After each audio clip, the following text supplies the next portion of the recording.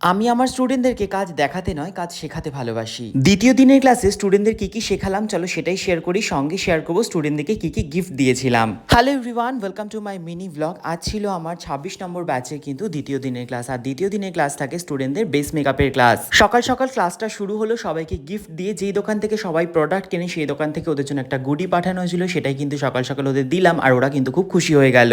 Gift পেয়ে মনের আনন্দে সকাল সকাল ক্লাসটা শুরু করা হলো। এদিকে আমি ওদের বেস মেকআপ ডেমনস্ট্রেট করে দেখাচ্ছিলাম এবং ভালো করে বোঝাচ্ছিলাম কিভাবে একটা প্রপার ওয়েতে বেস মেকআপ করতে হয়। ডেমনস্ট্রেশন এদিকে কমপ্লিট হয়ে গেল। তখন চলে এসেছিল আমার পুরনো ব্যাচে একজন স্টুডেন্ট প্রিয়াঙ্কাও, কিন্তু আমার জন্য চকলেটও নিয়ে এসেছিল।